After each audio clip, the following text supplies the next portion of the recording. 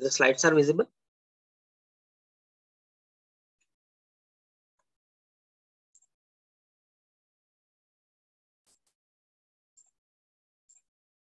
Hello.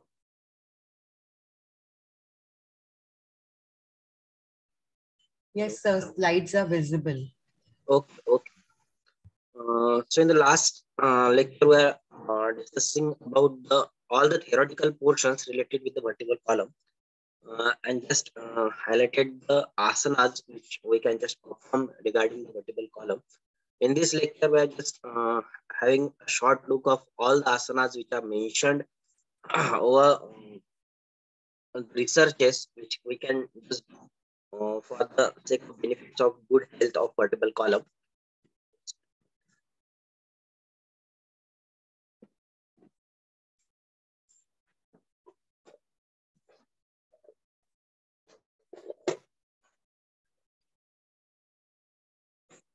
So just go with the articles also and the asanas also. The first one, which is the vertebral column, we discussed in the last session, that is, it is divided into cervical, thoracic, lumbar, and the sacral region. Most of the clinical anatomies or the clinical things which are happening with these are with the lumbar vertebrae and the cervical vertebrae. We have degenerative changes as the age progresses, having osteoporosis over there, having slip disc problem, bulging of disc, etc. etc. Due to that slip disc, we have a nerve complexion to that specific where the compression is occurs. So coming for in this session, we are discussing about the two sections before. Just before starting the session, I am dividing into sections which yoga can be performed, and if yoga perform the performation of the yoga is not proper, what side effect can be hampered when we are performing this yoga in day-to-day life activities. Starting with the first one, I have just highlighted the link over there for the particular that article. Basically, there are a number of articles related with yogas and the spine cares, but most of them are related with review articles. Few of them are related with the randomized clinical trial, which has performed with patients, but they are associated with the most of the yogasan with at Iyengar yogas, which are practicing in the modern societies nowadays. All of these articles mostly related with the foreign authors. Most researches are done in the foreign countries, not with the Indian countries, because most of these documented profiles are which are present in the PubMed or Scopus. They are related with the foreign authors. So just go one by one. What asanas we can just perform for the um, health of the spine. Just starting with a simple one, that is a Tadasana. This is related with an extension of an vertebral column. I think we are just in the last lecture we are discussing about what are the movements of vertebral column. They are starting with the first one: extension, flexion, lateral and medial rotation, along with round. That, in Chakrasana we are doing that rotatory movement. Or in the extension, we can just in this asana, we are just standing upon the foot by uprising our hand. Here having variations in various आसन. यहाँ पे जो fingers cross करके उन्होंने ये किया है, this is it is taken in one research. Finger cross करके स्ट्रेच कीजिए, सीधा सीधा ताड़ासन या वृक्षासन में जैसे हम हाथ प्रेस करते हैं, दोनों इसमें एक्सटेंशन होता है. लेकिन ये कंडीशन में जब हम फिंगर क्रॉस करके उसको एक्सटेंड करते हैं तो एक्सटेंशन होता है, वो as compare with simple vrikshasana वो ज्यादा होता है.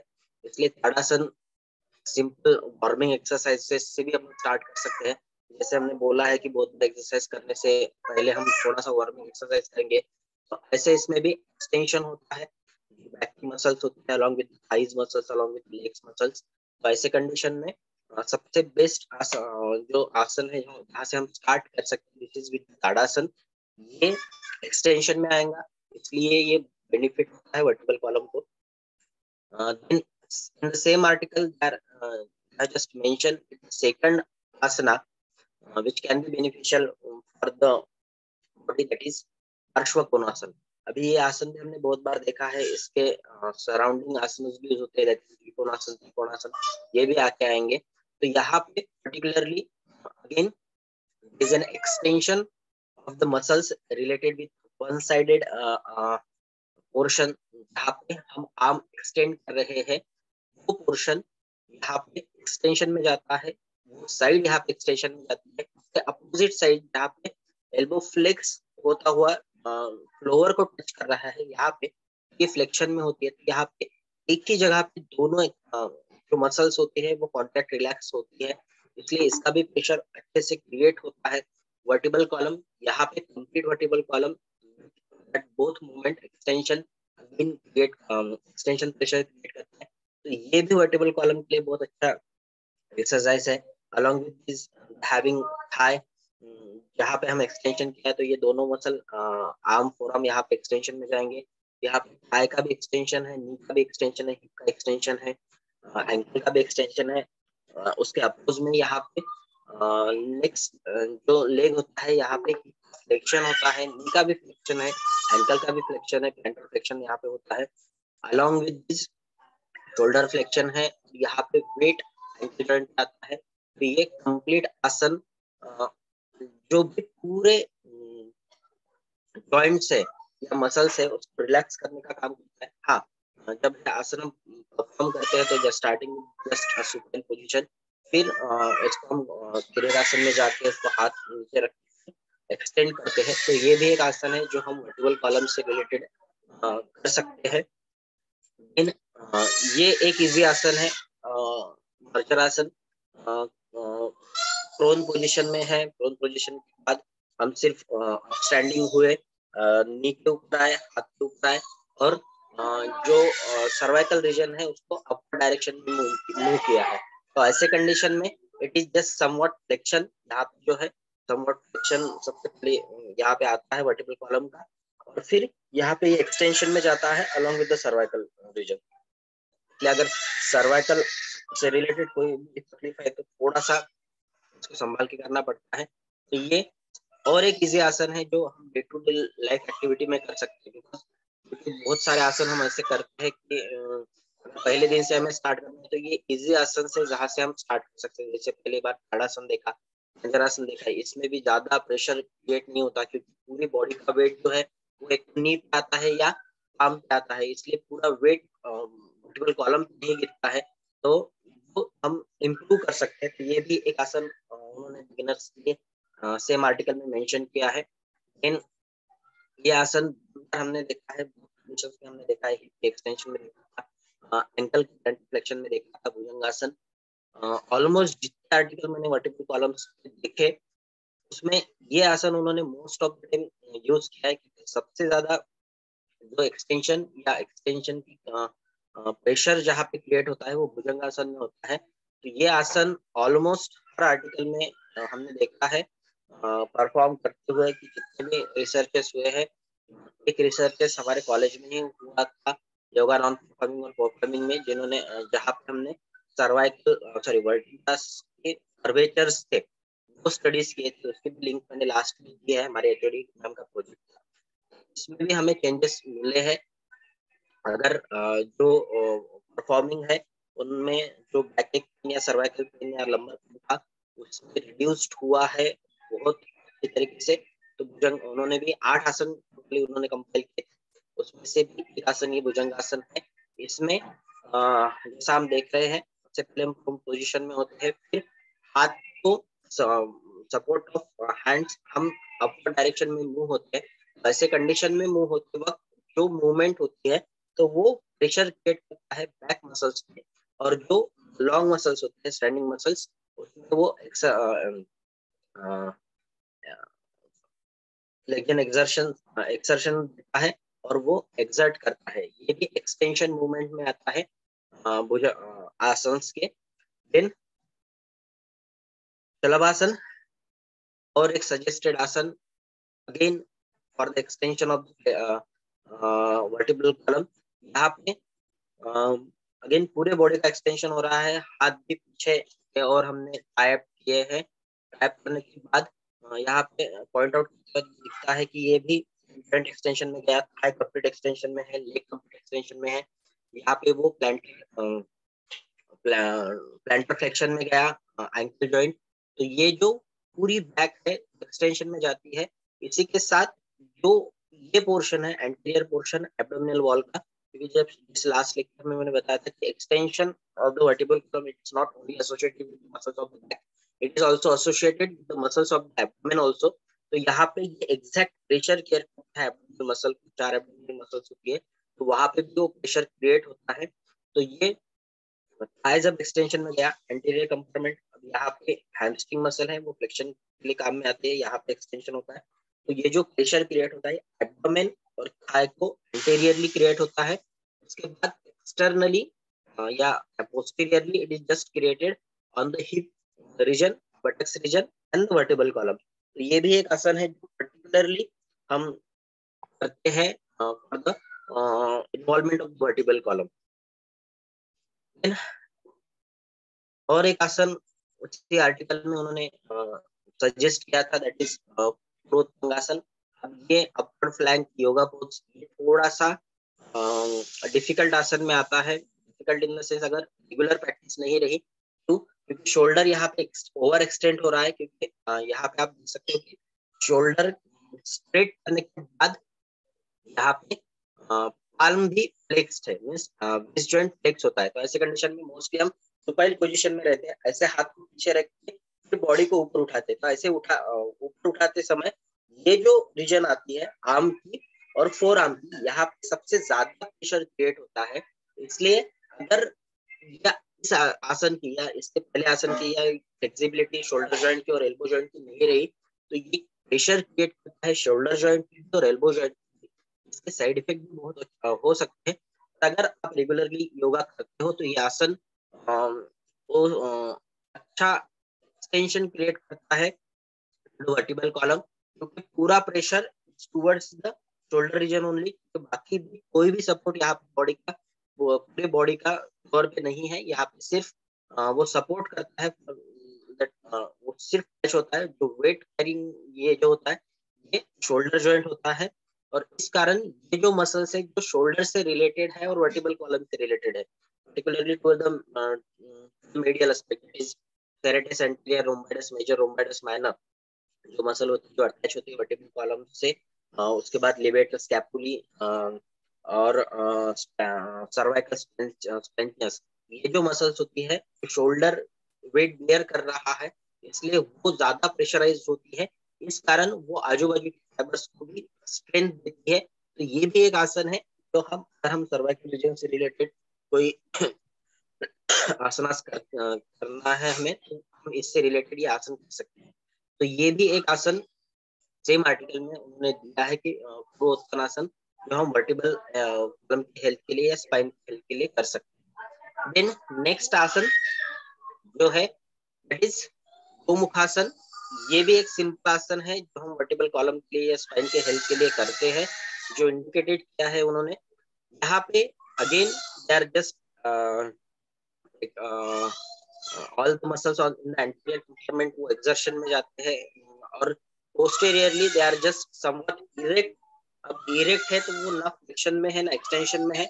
ये मसल ये जो आसन है पर्टिकुलरली वर्टिब्रल कॉलम को अलाइन रखने का काम करता है और बाकी के मसल्स को स्ट्रेन देता है।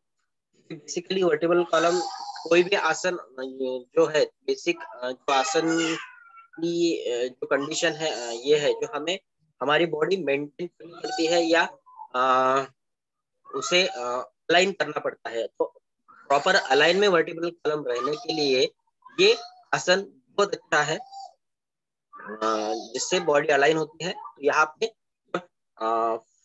Elbow sorry shoulder joint flexion और एक्सटेंशन में जाता है, तो ये प्रेशर चेस्ट के ऊपर क्रिएट होते हैं। रीजन की जो मसल्स होते हैं पेक्टोरलिस मेजर माइनर वो एक्सर्ट होते एक्सटेंशन में जाते हैं। उसके बाद एब्डोमिनल मसल्स को भी यहाँ पे ये मिलता है प्रेशराइज मिलता है, क्योंकि यहाँ पे जॉइंट फ्लेक्स हुआ है, नी जॉइंट भी फ्लेक्स हुआ है। और हमने ये जब मसल्स पढ़े थे एब्डोमेन के और हिप रीजन के, तो मैंने बताया था कि जो फेशिया होता है मींस अगर स्किन रिमूव कर दो स्किन के बाद जो फेशिया होता है एब्डोमेन का फेशिया और थाई का फेशिया ये कंटिन्यूअस होता है, कंटिन्यूअस शीट में होता है, यहाँ पे पार्टीशन नहीं होता एब्डोमेन का और थाई का फेशिया। इसलिए जब हम एक्सरसाइज करते हैं तो प्रेशराइज अगर एब्डोमेन में भी हुआ, प्रेशर क्रिएट हुआ, तो वो भी थाई की तरफ ट्रांसफर होता है। तो ये बेसिकली वर्टिकल कॉलम अलाइनमेंट के लिए ये आसन उन्होंने मेंशन किया था, दैट इज गोमुखासन। नेक्स्ट आसन सेम आर्टिकल में मेंशन है, दैट इज उत्तरासन। यहाँ पे अगेन पूरे जो बॉडी का वेट है एंकल पे आ रहा है और नी पे आ रहा है।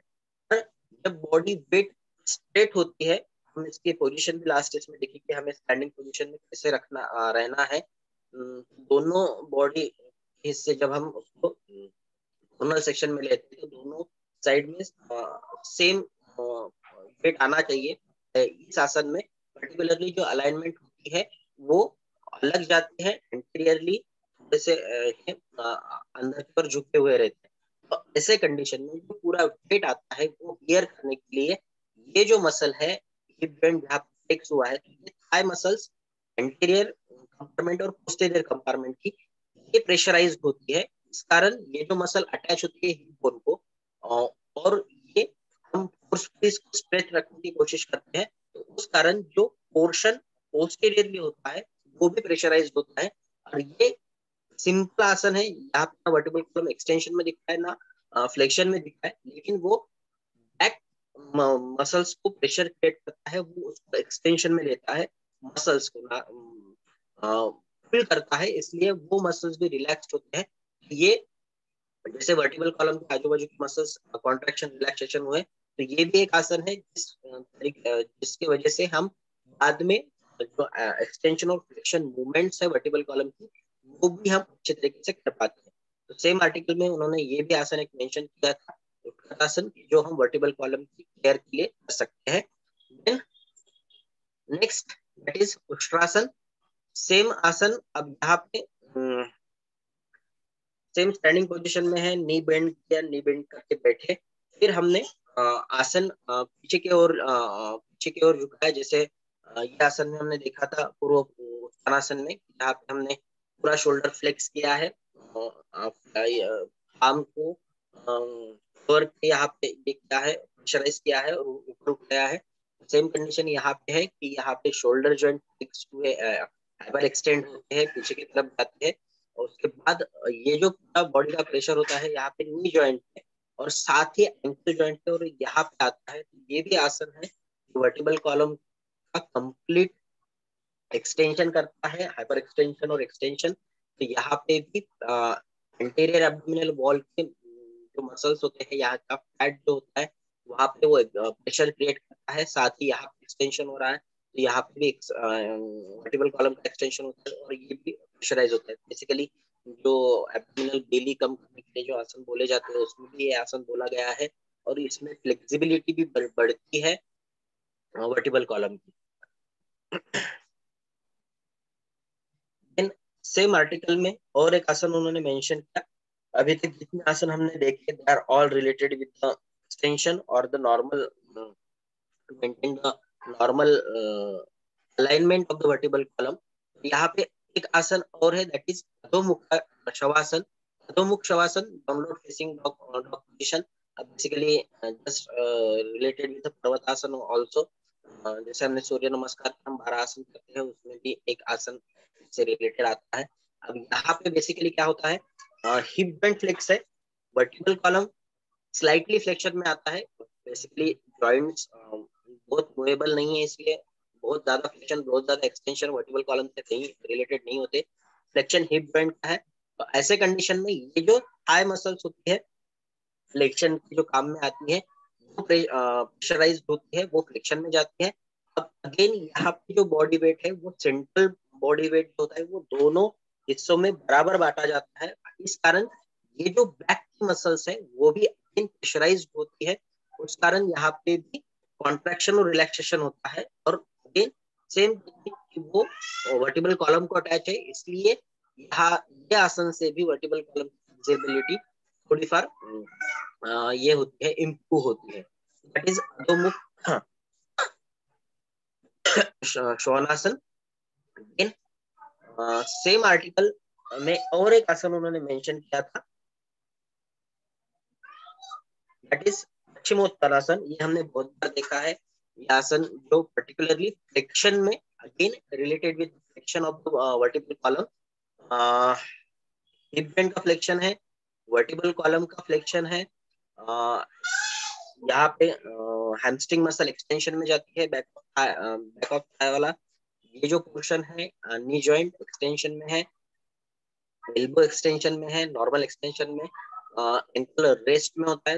यहाँ पे ये जो पूरा बैक है फ्लेक्शन में गया, एंटीरियर कंपार्टमेंट में भी यहाँ पे प्रेशर क्रिएट होता है, क्योंकि ये जो एंटीरियर हैमस्ट्रिंग मसल एक्सटेंशन में जाती है और फ्लेक्शन में गया, इसलिए anterior compartment of the thigh भी यहाँ पे फ्लेक्शन में गया। इस कारण anterior abdominal wall along with the posterior segment, anterior abdominal wall में प्रेशर क्रिएट हुआ और पोस्टीरियर सेगमेंट में प्रेशर क्रिएट हुआ। ये भी एक आसन है जो वर्टिबल कॉलम के लिए हम स्पेशली करते हैं, बिकॉज यहाँ पे जो पेल्विक फ्लेक्शन है, it's related with one hip bone, second hip bone, sacrum. जो हिप बोन दोनों अटैच होते हैं, उसके बीच में सैक्टम अटैच होता है। इसलिए जब कोई मूवमेंट हिप जॉइंट की होती है, तो they are directly associated with the sacrum and it is part of the vertebral column. वो भी यहाँ पे प्रेशराइज होता है। देन नेक्स्ट इंपॉर्टेंट आसन उन्होंने जो बताया, हमने लास्ट दो तीन इसमें लिया है। यहाँ पे फ्लेक्शन है वर्टिबल कॉलम का, सॉरी वर्टिबल कॉलम यहाँ पे अलाइनमेंट होता है, फ्लेक्शन यहाँ पे हिप जॉइंट का है जगह से, फ्लेक्शन यहाँ पे नी जॉइंट का है, नी जॉइंट का है। अब यहाँ पे जब हम चक्रासन में आते हैं, ये अर्धे मत्स्यंद्रासन में आते हैं, तो नॉर्मल पोजीशन में आते हैं। अब यहाँ पे दोनों नॉर्मल कंडीशन में है, नॉर्मल एक्सटेंडेड पोजीशन में है, एल्बो और शोल्डर भी ये दोनों फ्लेक्शन कंडीशन में है। सिर्फ ट्विस्टिंग मूवमेंट हुई है हिप जॉइंट की तरफ से। हिप जॉइंट की तरफ से हम जब लैटरल मूवमेंट वर्टिब्रल कॉलम की करते हैं, जो मसल्स मूवमेंट में काम आते हैं, मींस फाइबर्स जो अटैच हुए हैं the iliac crest and the spinous process of the vertebras, वो सिर्फ मूव होती है, ट्विस्ट होती है। इसलिए जब राउंडेड मूवमेंट हम इस तरीके से करते हैं, तो ये भी मसल्स कॉन्ट्रैक्शन और रिलैक्सेशन होते हैं, जो फाइबर्स होते हैं कॉन्ट्रैक्ट होते हैं, रिलैक्स होते हैं। इसलिए तो particularly for the vertebral column muscles related vertebral column, ये भी आसन एक अच्छा आसन है जो वर्टिबल कॉलम से रिलेटेड होता है। अब बेसिकली बहुत बार ऐसे होता है कि जब हमें पेट की थोड़ा सा भी तकलीफ रहे, तो हमको भी आदत रहती है कि हम खुद को थोड़ा सा मोड़ के देखते हैं। ऐसे कंडीशन में हमें भी थोड़ा सा रिलैक्स लगता है, क्योंकि जब हम मूवमेंट करते हैं वर्टिबल कॉलम के right to left, left to right, तो वो थोड़ा सा जो प्रेशराइज हुआ है वो थोड़ा सा कम प्रेशराइज होता है। इस कारण हमें जो प्रेशर क्रिएट हुआ है बैठे बैठे हो, या बहुत बार बैठने के कंडीशन में ऐसा होता है कि ये मूवमेंट के कारण, लेटरल मीडियल मूवमेंट के कारण जो बस टेंस हुए हैं थोड़े से रिलैक्स होते हैं। क्योंकि बाकी मूवमेंट्स जब हम कोई भी आसन में करते हैं, mostly associated with flexion and extension, but medial rotation, lateral rotation से रिलेटेड बहुत कम आसन है। जैसे अभी भी हमने आसन देखे तो they are just related with single one. सिर्फ ये आसन जो है पार्श्व कोणासन, इसमें ये जो एक्सटेंडेड गया, तो यहाँ पे मूवमेंट होती है लैटरल टू मीडियल। बाकी जितने भी आसन हमने अभी तक देखे, आप देख सकते हो जिसमें सिर्फ फ्लेक्शन या एक्सटेंशन हो रहा है, सिर्फ यही आसन है जिसमें हम मेडियल और लैटरल रोटेट कर रहे हैं। इसलिए जो मूवमेंट एक यूनिडायरेक्शनल थी, फ्लेक्शन एक्सटेंशन, वो हम राउंडेड मूवमेंट कर रहे हैं, तो ये भी फाइबर्स को रिलैक्स करने के लिए काम में आता है। इन जो वार्म अप व्यायाम, वार्म अप एक्सरसाइज में हम करते हैं, ये भी एक आसन है मेडियल टू लैटरल रोटेशन में, जो हम वर्टिबल कॉलम के लिए उन्होंने इंडिकेट किए हैं सेम आर्टिकल में। That is kati chakrasana, that is related with simple हाथ एक्सटेंडेड कीजिए शोल्डर जॉइंट को और मूवमेंट कीजिए लेफ्ट टू राइट। ये जनरल वार्म अप व्यायाम में जब हम करते हैं, जस्ट हम जो आर्म होते हैं वो एक्सटेंडेड ही रखते हैं और वापस उसी पोजीशन में आते हैं। लेकिन यहाँ पे पर्टिकुलरली जो आर्म होता है वो हम यहाँ इस आसन में, कटिचक्रासन में इलेक्ट क्रेस्ट तक लेके जाते हैं, ताकि ये जो पोजीशन एक्सटेंड हुई है उसको हम थोड़ी देर होल्ड कर पाए। ताकि ये लैटरल टू मेडियल रोटेशन में जो हम आसन करेंगे, जो फाइबर्स मूव होंगे तो उससे रिलेटेड ये प्रेशराइज होंगे और उसको मूवमेंट देंगे। ये आसन पूरे आसन जो है चक्रासन, ये इसी आर्टिकल में उन्होंने एज अ रिव्यू आर्टिकल दिए हैं कि हम ये आसन बैक किक में कर सकते हैं, किसी भी प्रकार की बैक किक में। बेसिकली पूरे इसी को छोड़ के अब बाकी आर्टिकल्स में भी जो जो आसन मुझे मिले हमने वो समराइज किए हैं। उसके बाद एक आर्टिकल है compressive treatment of ageing of spine part 3 conservative modalities, link उसकी दी है।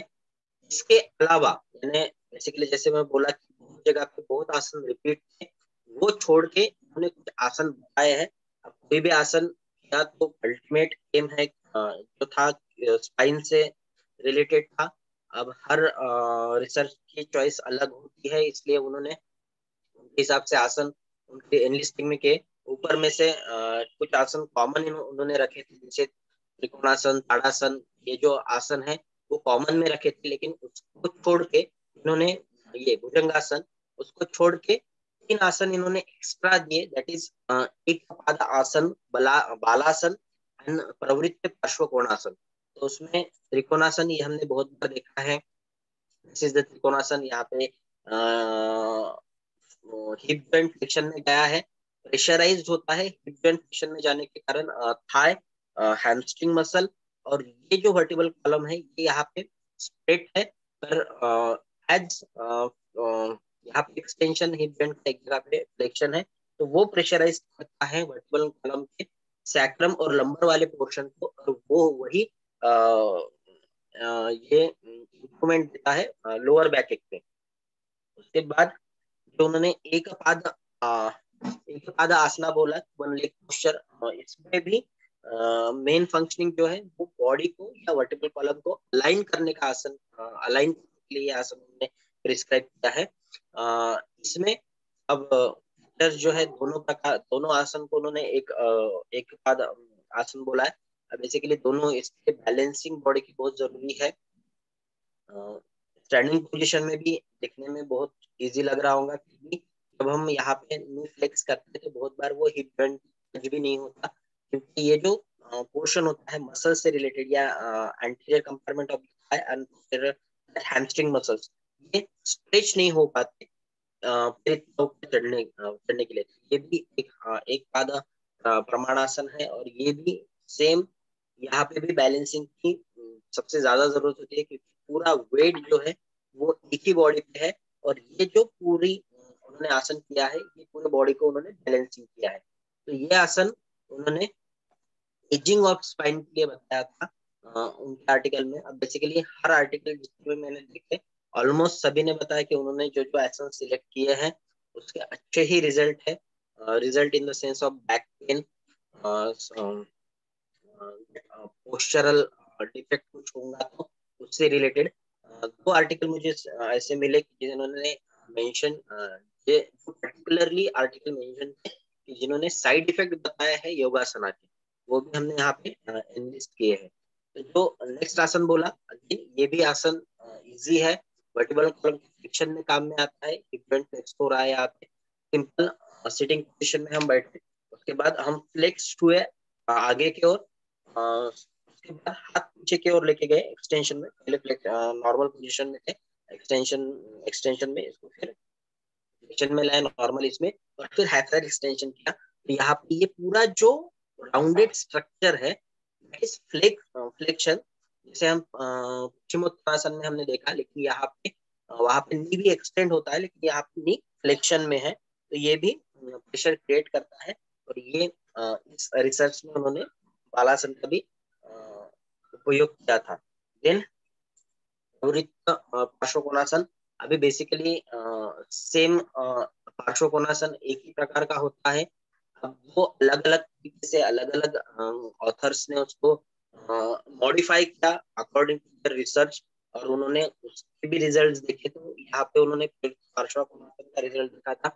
अब यहाँ पे थोड़ा सा प्रेशर ज्यादा क्रिएट होता है towards the elbow and knee joint, क्योंकि जब हम त्रिकोणासन में जाते हैं तो ये पाल नीचे की तरफ होता है, जैसे ये वाला, पाल्म नीचे की तरफ होता है और ये पूरा ये नहीं हुआ फ्लोर पे जब आसन अच्छे से हम तो ये टच होता है फ्लोर पे तो ये बॉडी वेट कैरी करता है। और ऐसे कंडीशन में बॉडी वेट कंप्लीटली कैरी नहीं होती तो इसका भी ज्यादा प्रेशर पड़ता है towards this thigh and back portion क्योंकि बॉडी को अलाइन करती है। ये आसन इन्होंने पर्टिकुलर रिसर्च में इंक्लूड किया था। ये ऊपर के 17 छोड़ के ये 3 आसन उन्होंने अलग बताए, दैट इज टोटल 20 हो गए। उसके बाद और एक आर्टिकल है that is management of the cervical spondylosis through exercise and asanas. इस इस आर्टिकल में उन्होंने पर्टिकुलरली मेंशन किया कि हम नॉर्मल स्ट्रक्चर से आसन की तरफ कैसे कैसे बढ़ सकते हैं। यहाँ पे उन्होंने डे टू डे एक्टिविटीज में सबसे पहले आइसोमेट्रिक हेड एक्सरसाइज लिया। कुछ नहीं, सिर्फ प्रेशराइज करना है। जैसे ये है, मैं सर को अगर यहाँ से प्रेस कर रहा हूँ तो मुझे मेरे हेड को आगे पुश करना है। मीन्स पिक्चर्स में जैसे डिनोट किया है कि हेड को आगे पुश कीजिए, हाथ को उसको प्रेशराइज कीजिए। सिंपल, सिर को पीछे प्रेशराइज कीजिए, हाथ को ऊपर लीजिए। इस वजह से ये जो पोर्शन है सर्वाइकल रीजन का, इसमें प्रेशर क्रिएट होता है। सिंपल टेक्निक है आइसोमेट्रिक एक्सरसाइज, योगासन में नहीं आती, लेकिन ये जो मसल्स है इसको स्ट्रेंथ देती है related with neck. Same lateral and medial position, हम यहाँ पे हाथ रखे हैं, इसको मैं इस साइड में पुश कर रहा हूँ और हेड को इस साइड में पुश कर रहा हूँ, तो ये जो प्रेशर क्रिएट होता है इस साइड में प्रेशर क्रिएट होता है। सिंपल आर्टिकल में they are just starting with simple exercise first and then going with another asanas. Then neck rotation, shoulder rotation भी उन्होंने बोला कि हम ये भी स्टार्टिंग में करें, फिर आसन की तरफ जाए। तो नेक रोटेशन में तो 100% वर्टिकल कॉलम आता है। जो movement most of the time neck होती है starting with front and occipital joint, odontoid process और ऑसिपिटल बोन के इसमें होता है एक्सिस वर्टिब्रा के बीच में और ओडेंटाइल प्रोसेस के बीच में, वहां से होता है। लेकिन कंप्लीट मूवमेंट यहाँ होती है। बहुत बार सिंपल अगर सर्वाइकल ये भी रहा तो ये धीरे धीरे तरीके से वन साइड राउंडेड सर्कल कीजिए, फिर सेम अपोजिट साइड में हम राउंडेड सर्कल करते हैं। एक रोटेशन ये भी थोड़ा सा रेगुलरली किया तो ये भी इम्पोर्टेंट है related to cervical vertebral cervical region structures में। Then shoulder rotation, shoulder rotation simple circumduction, जो मूवमेंट हमने शोल्डर की बताई थी कंप्लीट मूवमेंट हमें करनी है। तो ऐसे कंडीशन में जब हम मूवमेंट करते हैं हाथों की तो शोल्डर मूव होता है। और शोल्डर जब हमने देखा है कि जैसे हमारा ये है thoracic cage है, उसके एक्सटर्नली शोल्डर प्लेस्ड रहता है और सराउंडेड अटैच रहता है विद द मसल्स। तो जो मीडियल साइड की मसल्स होती है they are associated with the vertebrae and the ribs attached with that vertebrae। Simple ये मूवमेंट भी हमने अगर की, जो पीछे की ट्रेपेजियस मसल होती है, बैक सबसे बड़ी मसल जो हमने बताई कि यहाँ से निकलती है, ट्रायंगल रहती है, स्कैपुला के बॉर्डर को अटैच होती है, देन स्पाइनस प्रोसेस को अटैच होती है वर्टिब्रास के। तो ये मसल्स कंटिन्यू मूवमेंट में आती है, उस कारण वो रिलैक्स होती है। जो अपर सेगमेंट की मसल्स होती है that is related cervical region and the back region. सिर्फ C7 तक मीन्स थोरैसिक वर्टिब्रास तक हम उसको काउंट कर सकते हैं। उसके नीचे ये नहीं रहता, स्कैपुला नहीं रहता, इसलिए वहां तक ही वो रिलैक्स करता है। फाइबर्स जहां तक ट्रेपेजियस के नीचे आए वो रिलीज करेगा। तो ये सिंपल वार्म अप एक्सरसाइजेस हैं जो वर्टिब्रल कॉलम के मसल्स को स्ट्रेन देती है। तो starting with first head then neck. उसके बाद उन्होंने ये आसन, बेसिकली आसन नहीं बोले कि यार जस्ट एक्सटेंशन, वहां पे उन्होंने इसका सजेस्ट किया कि ये भी हम उन्होंने उनके रिसर्च आर्टिकल में किया है that is backward boarding of body. अब ऐसे कंडीशन में जब हम नए रहते हैं ये पोजीशन में हम एक्सटेंशन अच्छे से कर सकते हैं क्योंकि इसको एडिशनली हमने बैक को सपोर्ट किया है। मीन्स अगर हम सिंपल हाथ ऊपर करके या जैसे हम सूर्य में बैकवर्ड बेंडिंग करते हैं तो सिंपल हाथ ऊपर करके जब हम फिक्स करते हैं तो बॉडी का सपोर्ट या बैक कंप्लीट सपोर्ट यहाँ पे नहीं रहता। तो इस कंडीशन में बैक को सपोर्ट दिया है हाथ से और फिर एक्सटेंड किया है वर्टिकल कॉलम को। तो जो एंटीरियर कंपार्टमेंट बॉडी है, एंटीरियर बॉडी पोर्शन है, वहां पे प्रेशर एक्सर्ट होता है और ये प्रेशर यहाँ पे एक्सटेंशन ऑफ द वर्टिब्रास भी होता है। तो ये muscles anterior abdominal wall along with pectoral region, ये मसल्स यहाँ पे एक्सटेंड हो गई और यहाँ पे नीचे की बैक मसल होती है वो फ्लेक्स हो गई, वर्टिब्रल कॉलम एक्सटेंशन में आया है। तो ये आसन उन्होंने उनके आर्टिकल में प्रिस्क्राइब किया था। उसके साथ हलासन, भुजंगासन ये हमने देखा है, धनुरासन, चक्रासन, अर्ध मत्स्येंद्रासन और उष्ट्रासन, ये भी उन्होंने उनके आर्टिकल में उनके पेशेंट्स को दिए थे। उनके पेशेंट्स को अच्छे रिजल्ट थे। हलासन, अगेन दिस आसन जो रेगुलर योगा प्रैक्टिस करते हैं उनके लिए ये आसन है। अगर हम बाय द फर्स्ट डे इनको इसको ट्राई करने जाए तो इसके बहुत ज्यादा साइड इफेक्ट्स है। सिंपल सुपाइन पोजीशन में हम पैर उठा के अर्ध शीर्षासन करके पैर को आगे की ओर झुकाते, that is halasana. Then next आसन, अब यहाँ पे हिप फ्लेक्शन में चला गया। तो जब हम स्ट्रेट रहते हैं तो नॉर्मल पोजीशन में आता है।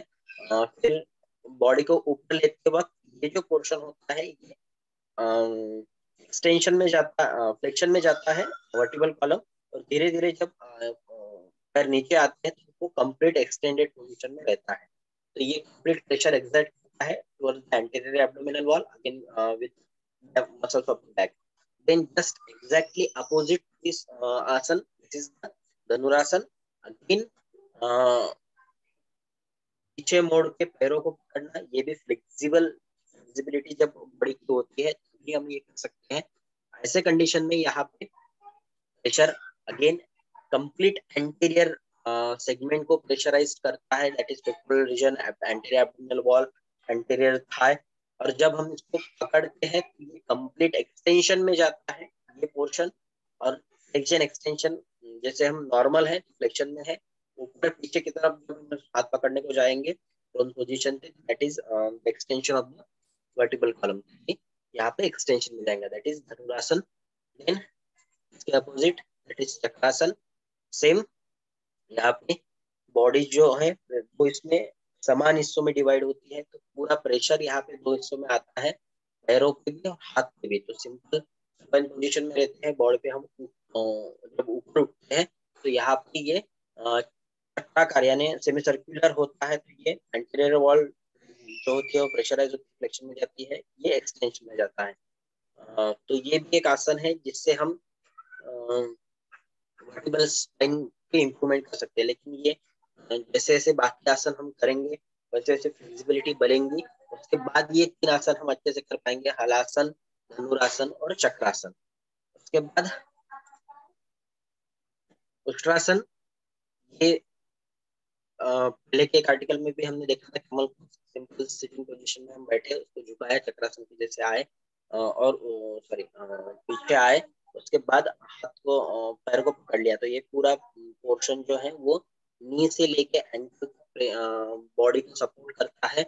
और यहाँ पे एंटीरियर जो है वो फ्लेक्शन में जाता है, पोस्टीरियर वर्टिकल कॉलम है, पोस्टीरियर वर्टिकल कॉलम में पोस्टीरियर रीजन में वर्टिकल कॉलम वो एक्सटेंशन में जाता है और प्रेशर जो क्रिएट होता है वो एंटीरियर रीजन में होता है। तो ये एक्सटेंशन ऑफ वर्टिकल कॉलम है। तो ये पूरे आसनात जो है वो पर्टिकुलर रिलेटेड विद जो तीन चार बड़े आर्टिकल्स जो मैंने देखे असेस हुए उससे रिलेटेड लिया था, वो छोड़ के भी कुछ आसनास है जो वर्टिकल कॉलम से रिलेटेड आर्टिकल्स में उन्होंने लिए हैं। बाकी आर्टिकल्स ये आसन कॉमन थे इसलिए आर्टिकल बाद में एनलिस्ट किए। सिर्फ एक दो दो आसन उन्होंने मेंशन किए कि हम ये भी आसन कर सकते हैं, वही यहाँ पे हमने स्पेसिफिक मेंशन किया है, that is upward facing dog movement, that is urdhvamukha shavasana. अब ये भुजंगासन जैसा लग सकता है लेकिन यहाँ पे ये टच नहीं है।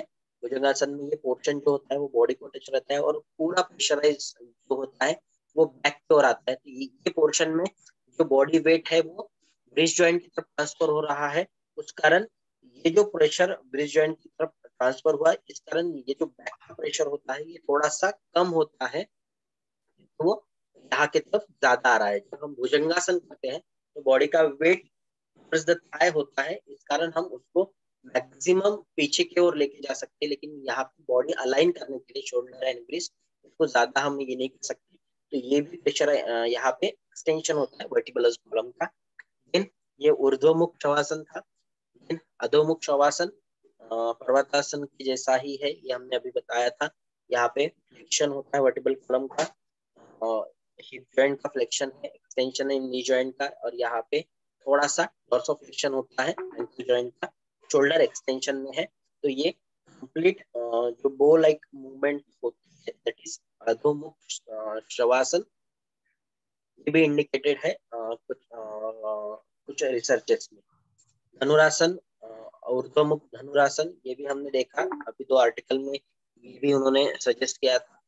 ऊर्ध्व ऊर्ध्व धनुरासन एक आर्टिकल में उन्होंने मेंशन किया है। ये कंडीशन में again anterior abdominal wall pressurize होती है और वर्टिब्रल कॉलम जो है वो एक्सटेंशन में जाता है। तो ये आसन पर्टिकुलरली वर्टिब्रल कॉलम से रिलेटेड हम एक्सटेंशन से रिलेटेड कर सकते हैं। Then konasana, all types of konasana basically vertebral column से रिलेटेड आते हैं। Again they are related with the belly fat. Trikonasana हो गया, त्रिकोणासन हो गया। ऐसे कंडीशन में ये जो पोर्शन है ये फ्रिक्शन में है, यहाँ पे प्रेशर कम होता है, लेकिन ये जो आउटर पोर्शन होता है जिस साइड से हम एक्सटेंड करते हैं हाथ को, यहाँ पे वो प्रेशराइज होता है, ये एक्सटेंशन में जाता है। तो बेसिकली जब हम left to lateral movement vertebral column करते हैं, जैसे हमने रोटेशन बोला कि ये जो रोटेशन है लेफ्ट टू राइट, तो सेम रोटेशन हम ये प्रकार से भी कर सकते हैं। जब हम कोणासन में जाते हैं तो ये भी लेफ्ट टू राइट मूवमेंट होती है। तो यहाँ पे भी फाइबर्स जो होते हैं वर्टिब्रल कॉलम के या मसल्स के, वो मूव होते हैं, और वो मूव होने के कारण वो भी स्ट्रेंथ होते हैं कोणासन में। तो सेम ये कोणासन कोणासन अभी हमने देखा था। स्प्रिंग पोज, अगेन सिर्फ नाम अलग है, थोड़ा सा मॉडिफिकेशन उन्होंने हर आसन में किया है। अब बेसिकली जैसे अयंगर योगा में आया आगे करके उन्होंने वो यूज करके, तो वैसे भी सेम से बहुत सारे आसनाज उन्होंने ये किए हैं रिसर्चर्स ने, उनके हिसाब से कि पेशेंट कैसा उनके पास आया और उसको कैसे उसको इनकॉर्पोरेट कर पाए। तो ये भी एक पोज है स्विंग्स पोज, जिससे हम वर्टिब्रल कॉलम से ये होती है इस सेतु बंधन सर्वांगासन, ब्रिज आसन।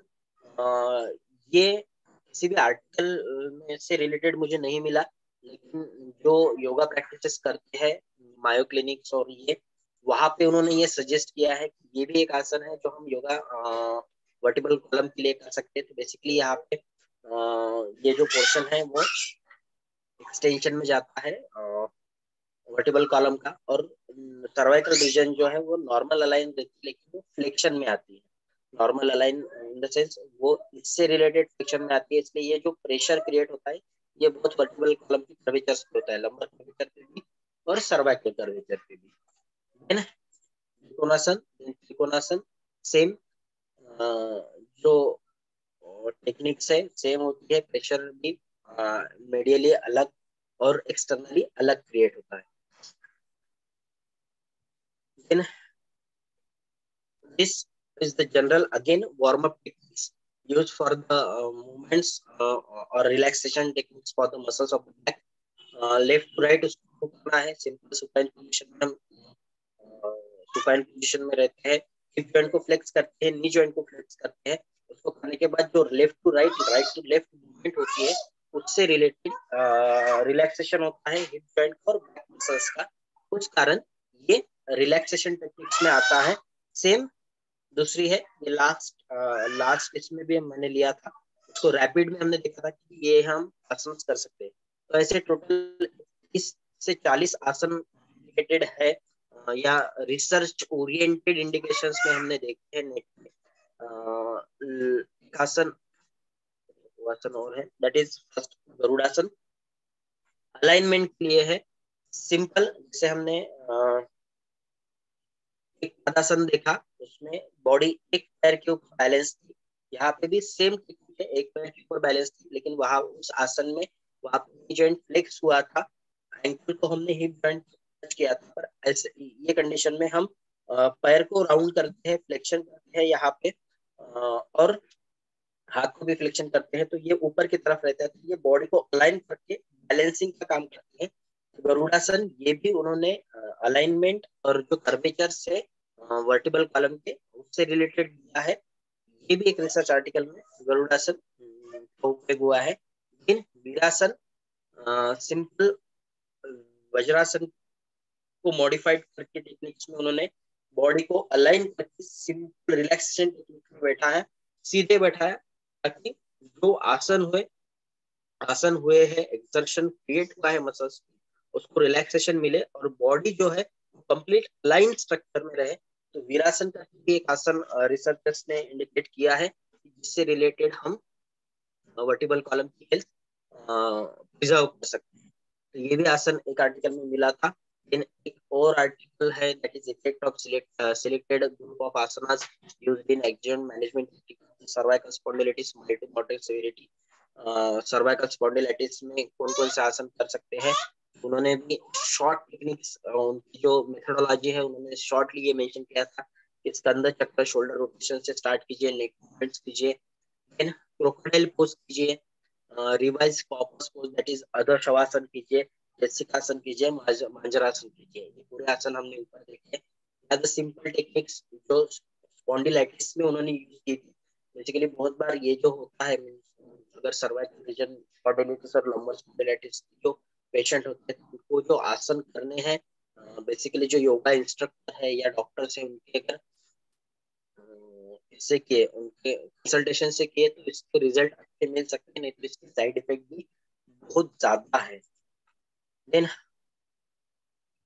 हो गए नॉर्मल योगा टेक्निक्स जो हमने 6-7 आर्टिकल्स में मैंने स्टडी किए थे कि हम कौन कौन से आसन कर सकते हैं। उसके बाद एक आर्टिकल ऐसा भी मिला कि जिन्होंने टोटल 27 रिपोर्ट स्टडी किए हैं, जो 570 पेशेंट्स के ऊपर उन्होंने ट्राई करके देखे थे और उन्होंने आयंगर योगा फॉर्मेट किया था। आर्टिकल के लिंक नीचे मैंने प्रिस्क्राइब की है। उन्होंने जो आसन किए, again they are just using the props and asanas are just same. Ardha utthasana, अभी इसमें पूरा उत्थासन करने से अच्छा अर्ध उत्थासन मीन्स अगर आप बिगिनर हो तो ऐसे कंडीशन में दीवार को हाथ टच कीजिए, फ्लेक्स कीजिए, तो यहाँ पे सिंपल अलाइन होता है टेबल कॉलम का और फ्लेक्शन होता है। तो ये भी सिंपल बिगिनर के लिए हम स्टार्टिंग में कर सकते हैं। देन सेम रिपोर्टिंग में उन्होंने चेयर भरद्वाजासन यानी सिटिंग पोजिशन दिया था। ये भी आसन हम बिगिनर्स में कर सकते हैं। सिंपल चेयर पे बैठने के बाद जो हैंडल होते हैं जो चेयर की, उसको पकड़ के हम ट्विस्ट करेंगे तो ये एडिशनल सपोर्ट देता है, ताकि जो बिगिनर्स हैं, जैसे हम स्टार्टिंग में अगर कोई आसन कर रहे हैं तो ऐसे कंडीशन में ये बॉडी को सपोर्ट करते हैं। That is the chair bharadvajasana, seated chair twisted position.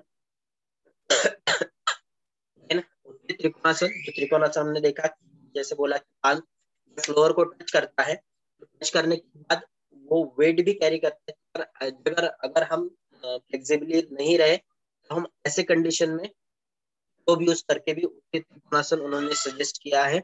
उसके बाद same अधोमुख Virasana.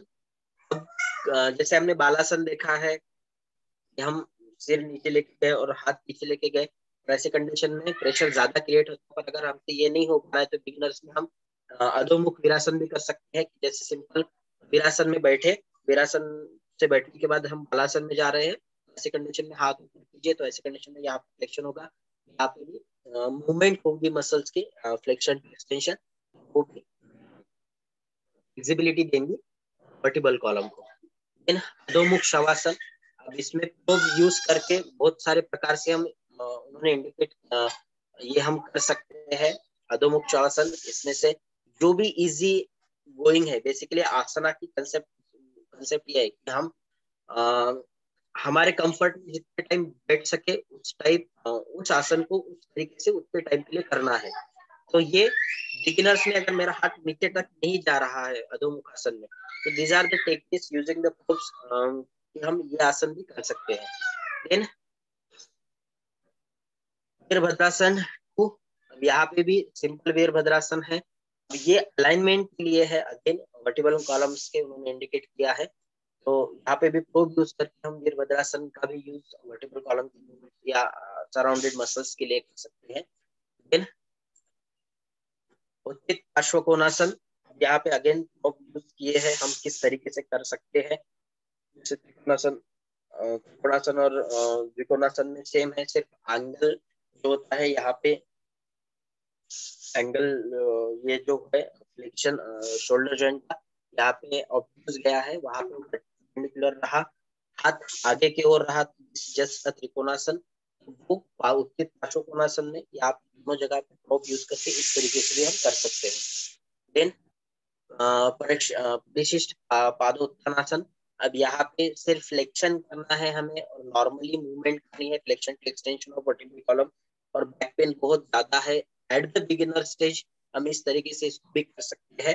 Again using the probes, कितना झुकना होता है, सपोर्ट बॉडी को हम कितना दे सकते हैं, उसके ऊपर वो डिपेंड करता है।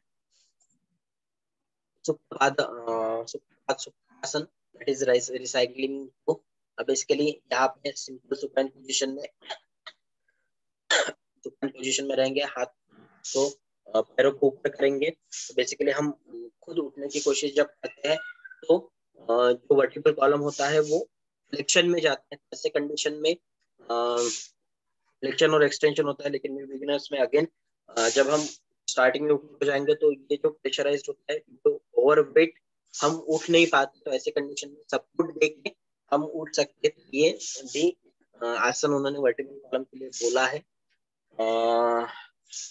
प्रोन शवासन, या एक आर्टिकल में मुझे देखा लाइंग प्रोन, लाइंग पोजीशन में भी हम वर्टिब्रल कॉलम को अलाइन करके रख सकते हैं। लाइंग प्रोन शवासन में अगेन ये आसन है, इसलिए रात भर हम ये आसन करके सोएंगे तो 100% यहाँ पे एक्सटेंशन, ये जो आउटवर्ड मूवमेंट है हिप जॉइंट की, वो प्रेशराइज होंगी अगर बहुत देर तक इसको करेंगे। क्योंकि बहुत बार ऐसा होता है कि शवासन से जो रिलेटेड आसन होते हैं हम बहुत बार मूवमेंट्स बॉडी की कम होती है, जो मूवमेंट्स जॉइंट्स की होती है उतनी ही थोड़ी सी मूवमेंट होती है, बॉडी रेस्ट पे रहती है। तो ऐसे कंडीशन में बाकी जॉइंट्स के ऊपर भी उसका क्या इफेक्ट होता है वो भी देखना पड़ता है। एंगर योगा साइंस के एक आर्टिकल में प्रोन शवासन भी उन्होंने मेंशन किया है। इन पवन मुक्तासन, यह आसन की एक जगह पे मुझे मेंशन किया हुआ मिला। बेसिकली एंटीरियर एब्डोमिनल वॉल से रिलेटेड ये आसन है। जब एंटीरियर वॉल की प्रेशर मसल्स रिलैक्स होंगी तो ultimately having movements of vertebral column, तो ये अगेन पीछे की ओर जो वर्टिब्रल मसल्स होते हैं, जो इरेक्टर स्पाइनी होती है, वो यहाँ पे स्ट्रेच होती है पवन मुक्तासन में। तो पवन मुक्तासन ये भी हम वर्टिब्रल कॉलम के लिए कर सकते हैं।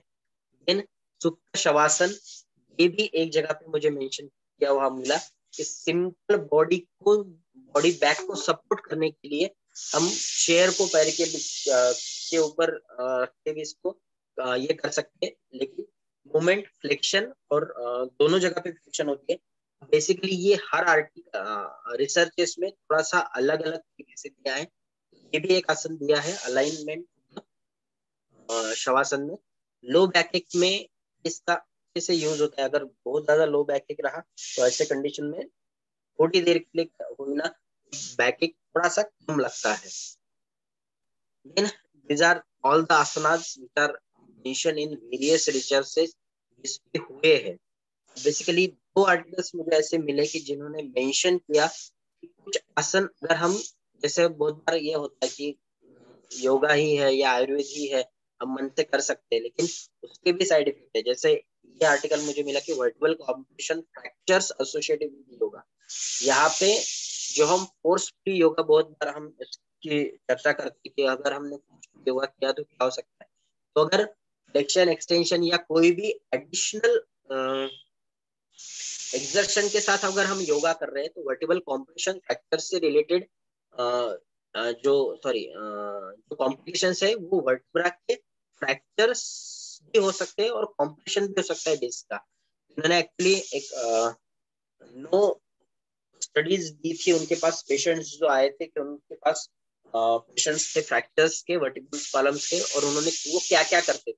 जैसे यहाँ पे लास्ट इसमें योगा पोजेस उन्होंने क्या किया और क्या फ्रैक्चर हुआ वो उन्होंने इंडिकेट किया है। तो बेसिकली आप अगर इस चार्ट में देखोगे, सबकी एज देखोगे, दे आर ऑल अबव 50। तो most of the time this patients are osteoporotic, जिनमें बोन मिनरल डेंसिटी कम होती है, कैल्शियम की कमतरता होती है। और ऐसे कंडीशन में अगर हमने बहुत ज्यादा एक्सरसाइज कर ली तो उसका इफेक्ट क्या हो सकता है। तो उन्होंने, उनके पास जो पेशेंट्स आए थे उनका सिर्फ डाटा कलेक्ट करके एक रिसर्च पब्लिश किया था कि ओवर एक्सटेंशन में हम क्या कर सकते हैं, क्या हो सकता है। तो इनके पास उन्होंने जो मेंशन किए थे patients, T1 factors, that is thoracic 8 vertebra का फैक्टर्स उन्होंने बताया। अभी यहाँ पे वो क्या करते थे, नेक और अपर बैक के फ्लेक्शन के एक्सरसाइज वो ज्यादा करते थे, ऐसा उन्होंने मेंशन किया है पेशेंट के हिस्ट्री से। एक पेशेंट था lifting lower extremities in the air while flexing the spine. इस लोअर एक्सट्रीमिटीज को एयर में लेके जाना while flexing the spine means flexion spine means there might be denoting these things with the halasana. ये हलासन में ऐसा होता है कि फ्लेक्शन होता है स्पाइन का और लोअर लिम्स हम एयर में लेके जाते हैं। तो ऐसे कंडीशन में एक पेशेंट में उन्होंने लंबर 2 का second number of lumbar vertebral fracture मिला था। T4 का एक फ्रैक्चर मिला है, attempting balance of her head while flexing the neck and upper back in the spinal flexion। Spinal flexion वो कर रहा था, ऐसे कंडीशन में T4 में उनको फ्रैक्चर हुआ था। सॉरी, अपर बैक में वो अटेम्प्ट कर रहे थे बैलेंसिंग का, T4 में फ्रैक्चर मिला था। Spinal flexion, simple spinal flexion की कोई तो भी एक योगा परफॉर्म कर रहा था और उसमें T6 और L3 में फ्रैक्चर मिला था। Neck and spinal flexion while bending forward means flexion में गया के योगा में उन्होंने उनके पेशेंट में C5 में भी फ्रैक्चर मिला। स्पाइनल फ्लेक्शन L1 T1 में उनको फ्रैक्चर मिला, स्पाइनल थोरेसिक लंबर स्पाइन और यहाँ पे और फ्लेक्शन और हाइपर एक्सटेंशन दोनों में उनको फ्रैक्चर मिला था एक पेशेंट में। स्पाइनल फ्लेक्शन के कारण भी यहाँ पे फ्रैक्चर मिला था। तो basically they have just given the 9 patients history जो उनके पास आए थे कि वो रेगुलरली योगा रेगुलरली करते थे, रेगुलरली उन्होंने वर्टिकल मेंशन नहीं किया, तो उन्होंने सीधा सीधा ये किया है कि वो ये करते थे, इस कारण उनको प्रेशराइज हुआ होगा, उस कारण उनको उनके फ्रैक्चर्स हुए करके। इसी के साथ एक आर्टिकल और है, ये मैं पीडीएफ भी शेयर करूंगा ताकि जब हम योगा करें ये भी हमारे माइंड में रहे कि हमें क्या क्या करना चाहिए, क्या क्या नहीं करना चाहिए। पीडीएफ फाइल दिख रही है फाइल शेयरिंग में? हेलो हेलो, हाँ जी। पीडीएफ फाइल दिख रही है सर? हाँ, ये वो दिख रहा है, एक चार्ट दिख रहा है वही, अभी पीडीएफ तो नहीं दिख रहा। Okay, table 1 characteristics of patient वही वाला दिख रहा है।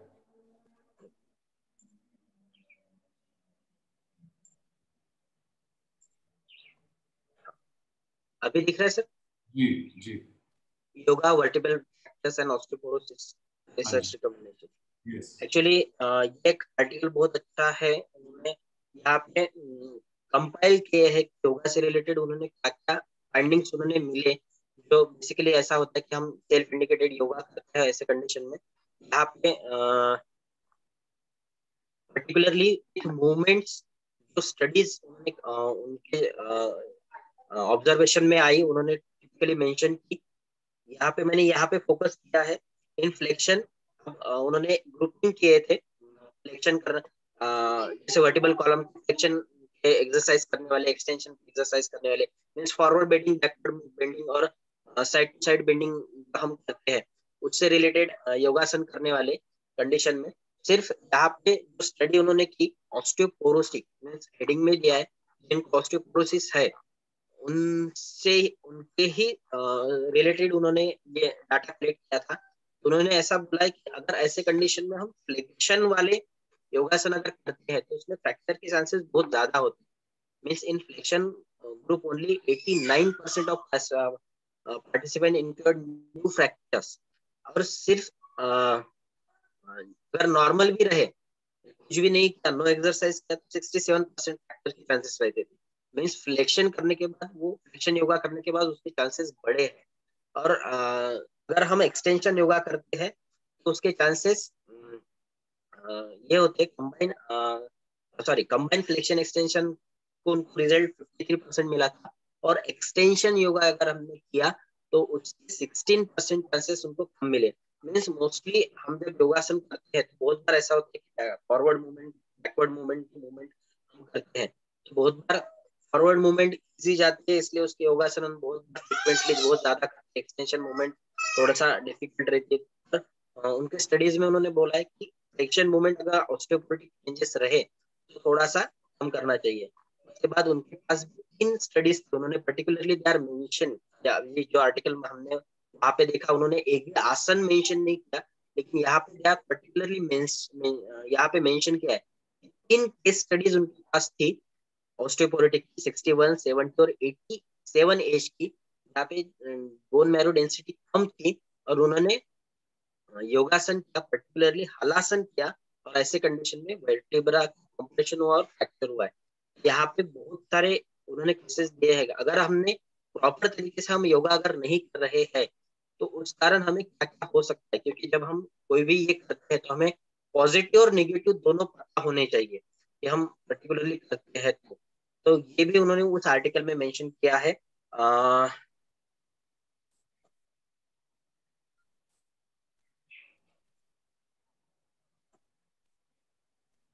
तो this is all about the researches. उनकी लिंक्स मैंने जगह जगह दी है, यहाँ पे भी ये आर्टिकल्स की लिंक्स मैंने पीपीटी में शेयर की है, ये भी पीपीटी में मैंने शेयर की है, ये पूरे पीपीटी में लेक्चर्स के बाद शेयर पर्टिकुलरली कितने आसन हम कर सकते हैं रिसर्च ओरिएंटेड एस्टेब्लिश है बेसिकली। अब आसन तो जितने भी है उतने ऑलमोस्ट जो मूवमेंट होती है वर्टिकल कॉलम से रिलेटेड ही होती है, और जितने प्रूवन है रिसर्चर्स के द्वारा पूरे मैंने यहाँ पे समराइज करने की कोशिश की। वेरी वेरी नाइस डॉक्टर साहब, बहुत ही अच्छा आपने संक्षेप में बहुत बढ़िया सारा गैदर करके। एक चीज बताइए, स्पॉन्डिलोसिस और स्पॉन्डिलाइटिस में क्या फर्क है? सर क्लिनिकली ये होता है, आइटिस जो होता है वो इन्फ्लामेशन होता है। जी। मीन्स ये जो ये होता है वर्टिबल कॉलम के जो सराउंडिंग स्ट्रक्चर्स होते हैं वो ओवर ओवर एक्सर्शन जो होता है, जैसे हम कोई ये करते हैं एक्सरसाइज करते हैं या कोई फ्रिक्वेंट मूवमेंट करते हैं तो उस कारण वो फ्रिक्शन होता है, और फ्रिक्शन के कारण वहां पे स्वेलिंग जैसा आता है, इन्फ्लामेशन आती है, तो उसको स्पॉन्डिलाइटिस बोलते हैं। और दूसरा क्या बोला सर? स्पॉन्डिलोसिस। स्पॉन्डिलोसिस। ऐसे कंडीशन में जो होते हैं पेनफुल कंडीशन होते हैं, और ये बेसिकली जो ऑस्टियोपोरोटिक चेंजेस होते हैं तो जो डीजनरेशन होता है, मीन्स एक के ऊपर एक फ्रिक्शन हुई, ठीक है, तो डीजनरेशन होने के बाद मीन्स जैसे जैसे एज बढ़ती जाती है, एज बढ़ने के बाद वहाँ की जो ये होती है डिस्क होती है वो डिजनरेट होती है, उसके कारण फ्रिक्शन बढ़ता है, तो ऐसे कंडीशन को लोसिस बोलते हैं, स्पॉन्डिलोसिस। ठीक है।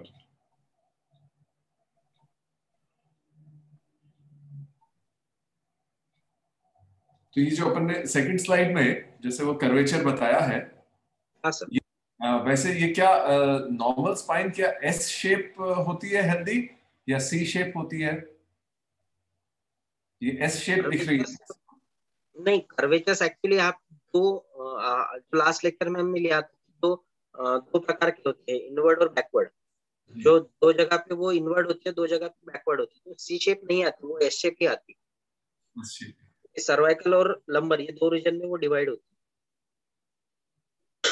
और आउटवर्ड और बैकवर्ड मूवमेंट में मीन्स आप लैटरल सेक्शन में उसको देखोगे तो वो इनवर्ड आउटवर्ड दिखेंगी, और आगे से उसको देखोगे तो वो सॉरी आगे से उसको देखोगे तो इनवर्ड आउटवर्ड दिखेंगे, लैटरली देखेंगे तो लैटरल मीडियल दिखेंगे।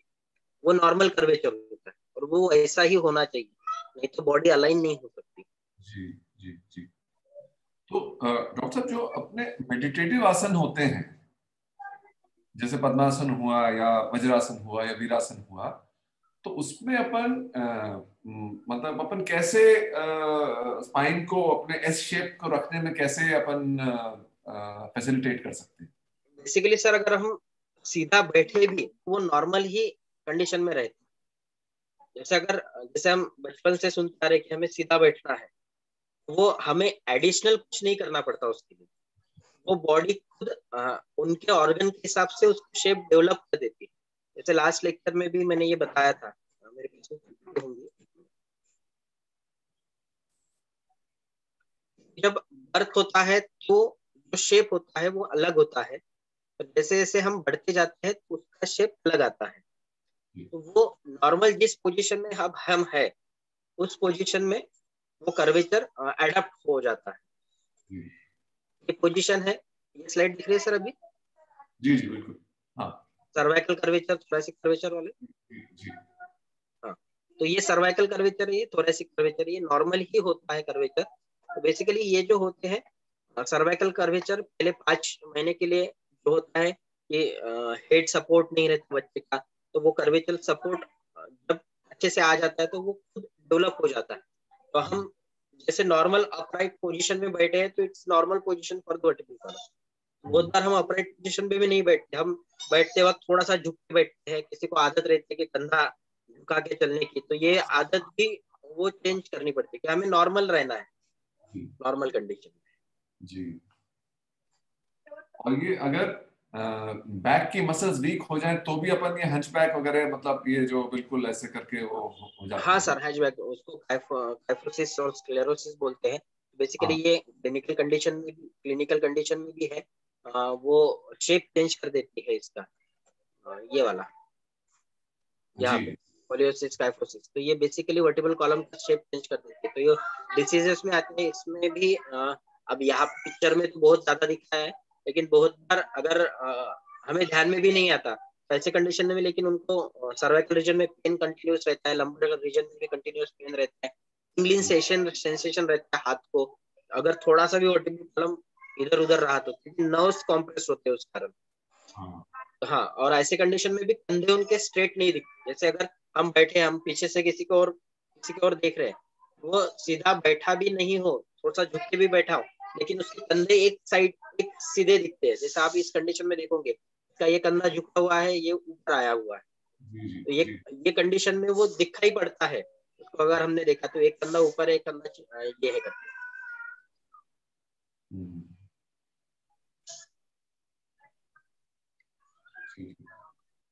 तो बैक की मसल्स अगर वीक हो जाए तो उसके लिए जैसे आयुर्वेद के अंदर क्या इंडिकेटेड है? आयुर्वेद में सर हर मसल के लिए सर्वांग स्नेहन, स्नेहन स्वेदन, क्योंकि अच्छा, यानी कि अभ्यंग अभ्यंग हुआ और स्वेदन हुआ। हाँ, अभ्यंग मेन है। बाकी जो कंडीशंस होते हैं डिजेनरेटिव कंडीशंस, उसमें हम मंडा बस्ती, जैसे लास्ट टाइम आपने पूछा था वो मंडा बस्ती या कटी बस्ती का कुछ तो भी पूछा था, जी जी तो जी ये जी। भी कंडीशंस हम अप्लाई करते हैं वर्टिबल कॉलम को। मंडा हम्म। बस्ती हो गई, कटी बस्ती हो गई, तो या अभी तो एलियन में जगह पे ऐसा भी होता है वो कंप्लीट, जैसे कटी बस्ती में वो उसी पोर्शन में थोड़ा सा ये करके वहां जी पे तेल पोर करके रखते हैं, लेकिन कहीं पे जी पूरी मेरुदंड बस्ती करके करते हैं, तो पूरा वर्टिबल कॉलम को वो सराउंड करते हैं और उसमें पूरे इसमें तेल पोर करके जी रखते हैं। जी तो वो जी। एडिशनल ये करता है, ऑलिएशन का काम करता है।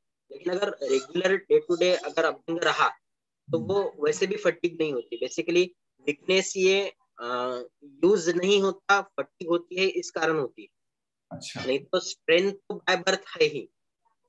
जैसे हम हम्म, बचपन से वेट उठा रहे हैं, हम खुद चल रहे हैं, तो वो रहता ही है, लेकिन जैसे जैसे एज बढ़ती जाती है हम खुद ही उसका यूज कम करते जाते हैं। जिस जिस चीज का हम यूज कम करते गए तो उसकी स्ट्रेंथ धीरे धीरे कम होती जाती है। बहुत बार अगर आपने ऐसा देखा होगा कि घर में अगर कोई पेशेंट है, वो जब तक चलता फिरता रहता है तो अच्छा रहता है, जैसे बेड पे गया पैर भी छोड़े बारीक होने लगते हैं, हाथ भी बारीक होने लगते हैं, क्योंकि वो यूज नहीं हो रहा है, तो हम्म, वेस्टिंग में चला जाता है। तो जितना ज्यादा हम यूज कर पाएंगे normal day to day like activity में, तो उसकी स्ट्रेंथ बनी रहती है।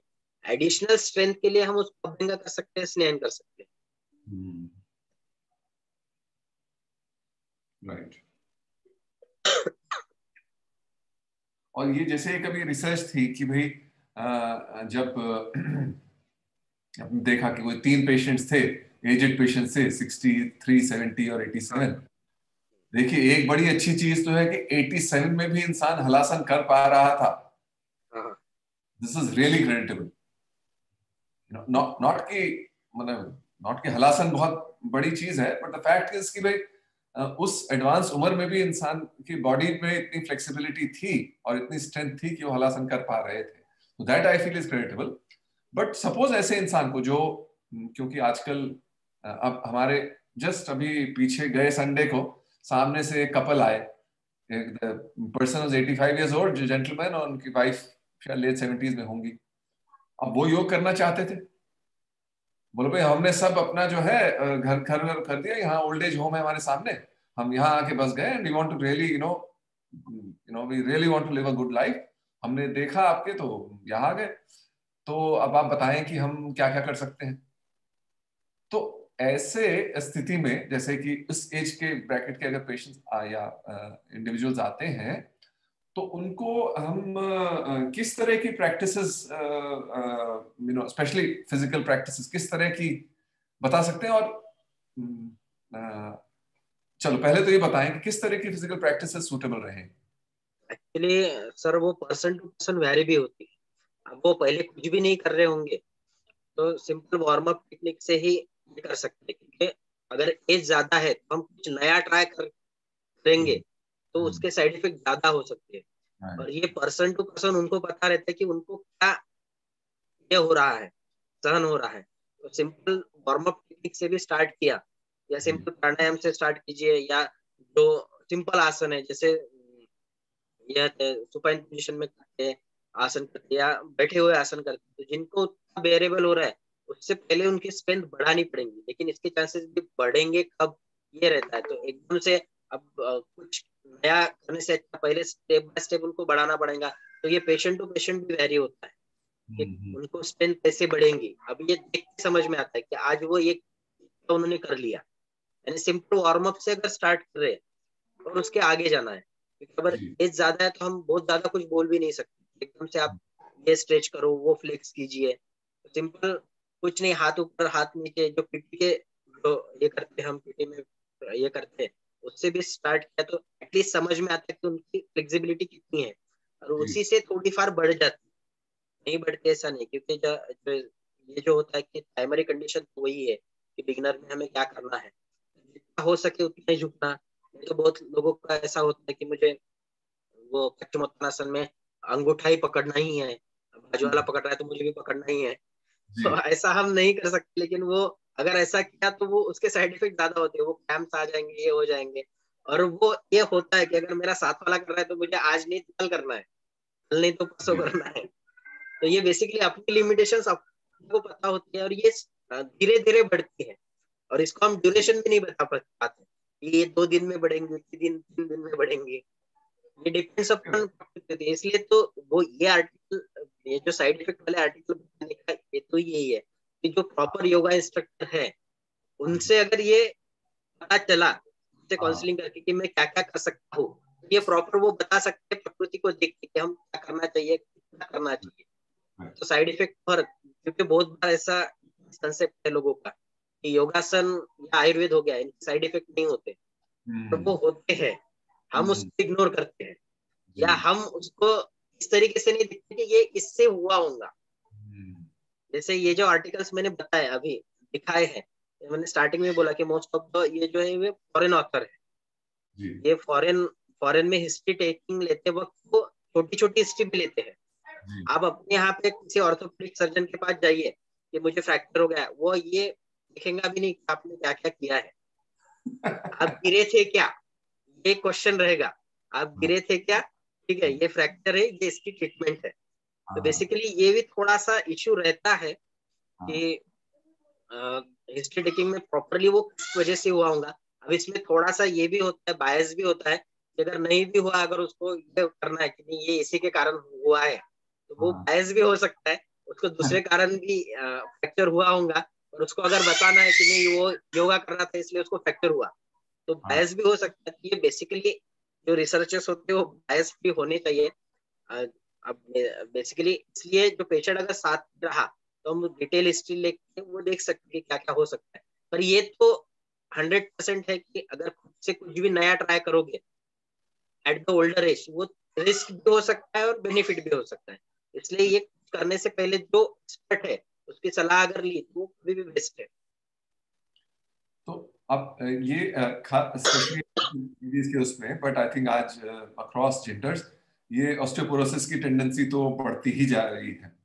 तो एक जो आई थिंक बहुत मैंने देखा डॉक्टर्स जो है वो सप्लीमेंट्स, कॉलिकल्सिक विटामिन डी या कैल्शियम की सप्लीमेंट्स देते हैं।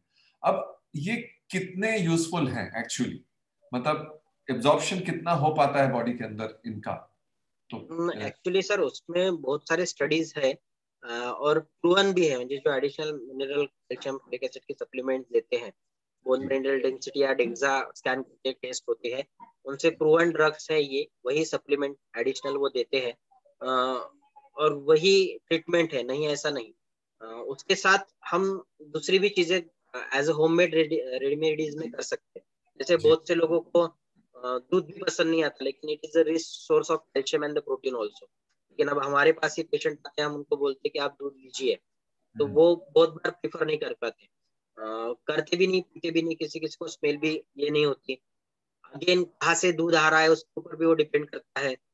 बहुत से लोगों को घी की भी आदत नहीं रहती, घी भी अच्छा सोर्स है लेने के लिए, जो हम खाने में ले सकते वो भी हमें लेना चाहिए अलॉन्ग विथ सन बाथ।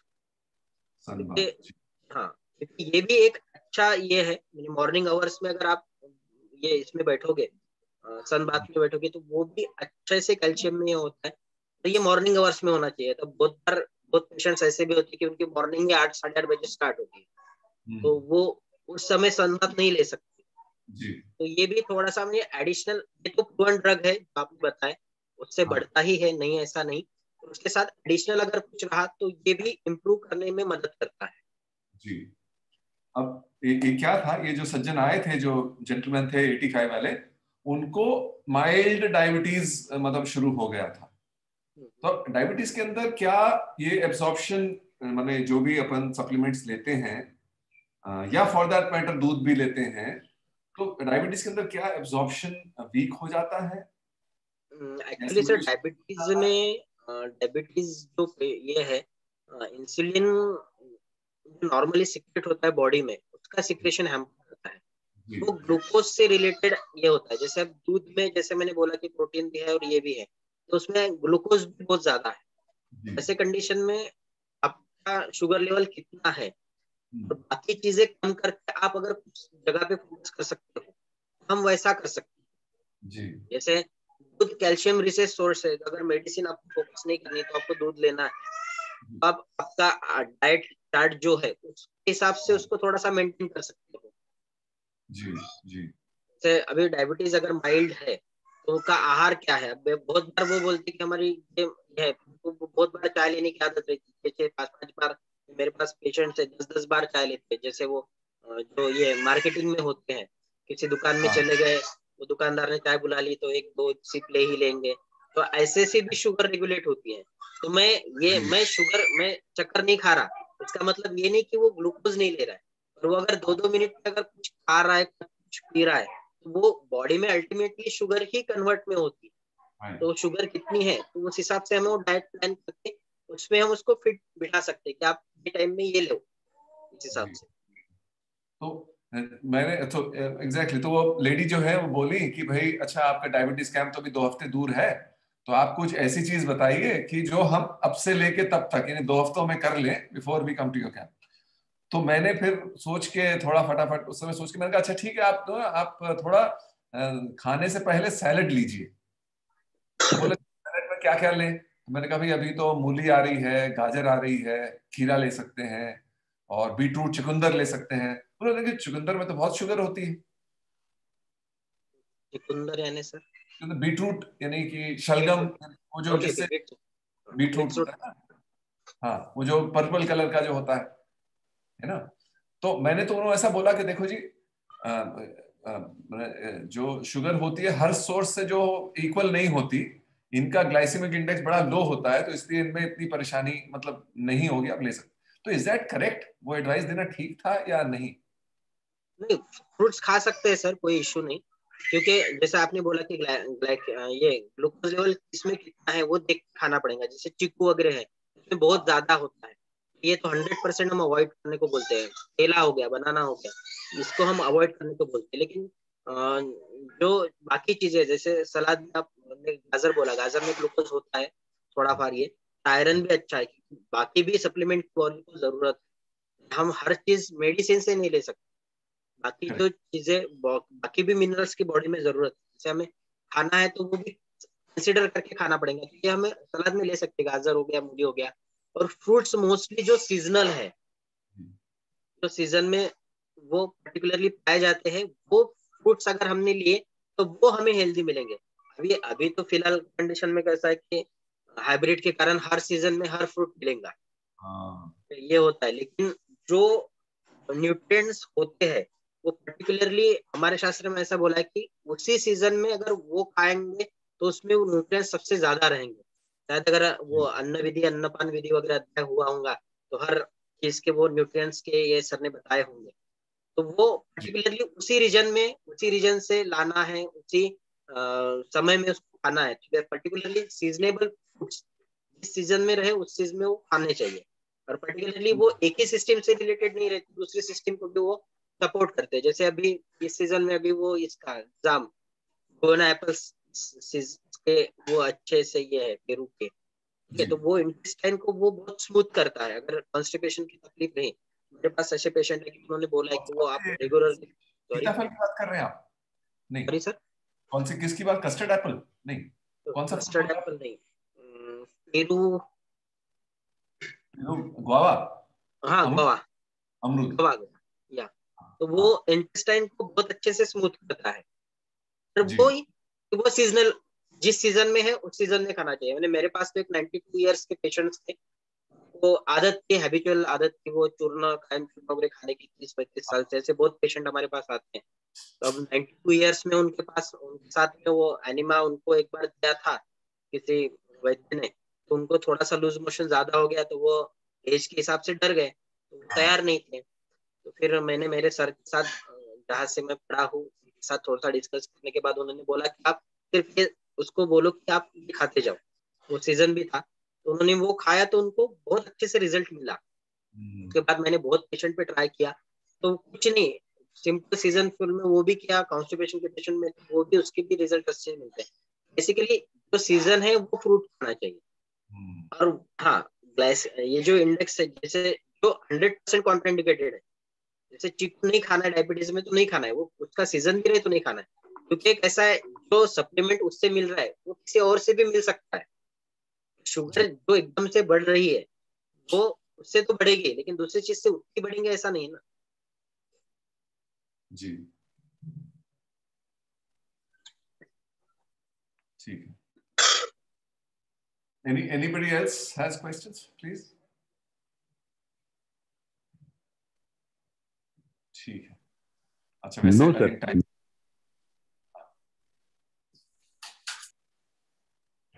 तो पीपीटी और पीडीएफ शेयर कर दो सर, वो आर्टिकल। ठीक है, वेरी नाइस, ठीक है। ओके, तो नेक्स्ट वीक क्या पेल्विक गर्डल लेंगे? नमस्ते सर।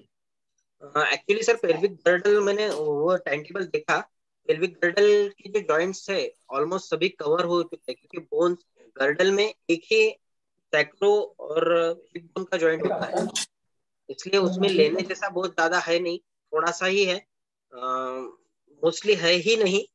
फिर भी मैं अगर कुछ रहा तो देखता हूँ, ठीक है। क्योंकि मैंने जब, हाँ, ऐसा एक्चुअली कर मैंने सकते जब, हैं। हाँ सॉरी, जी, ऐसा कर सकते एक्चुअली हैं। हाँ, हाँ नहीं, बोलिए बोलिए बोलिए। हाँ एक्चुअली जो शेड्यूल वो दिया था मैंने, हाँ वो जी, एनाटॉमी ओरिएंटेड दिया था कि पेल्विक गर्डल, क्योंकि एनाटॉमी ओरिएंटेड जो है वो थोड़ा हाँ सा इम्पोर्टेंट होता है। लेकिन योगा से रिलेटेड अभी जो सर्विस की है उसमें उतना ज्यादा इसका इम्पोर्टेंस नहीं है। फिर भी कुछ योगा ऐसे है जो बेसिकली हिप जॉइंट से रिलेटेड है। वो जो जॉइंट है pelvic girdle in the sense क्या होता है कि दो हिप बोन, सैक्रम, इन जी, तीनों को मिला के जो पोर्शन तैयार हुआ उसको पेल्विक गर्डल कहा गया है, राइट। लेसर सैक और इसमें। तो उसमें पर्टिकुलरली बाकी जो आसन हमने किए हिप जॉइंट से रिलेटेड और ये, वो उसी में इंक्लूड हो सकता है। मैं तो सोच रहा था, नहीं, ऐसा करते हैं ना, एक आप शोल्डर गर्डल और पेल्विक गर्डल दोनों मिला के ले लें, तो ये क्या सारे जॉइंट्स का एक रिवीजन हो जाएगा, ठीक है ना सर। है ना? फिर उसके बाद then we can move on to our digestive system onward से सारे सिस्टम ले सकते हैं, और आखिर में फिर ओके, ओके अभी ओके समय निकाल लेंगे अपन उसके लिए भी, मर्म चिकित्सा के लिए भी कुछ ना कुछ निकाल लेंगे, वो अपन बात कर ठीक है लेंगे।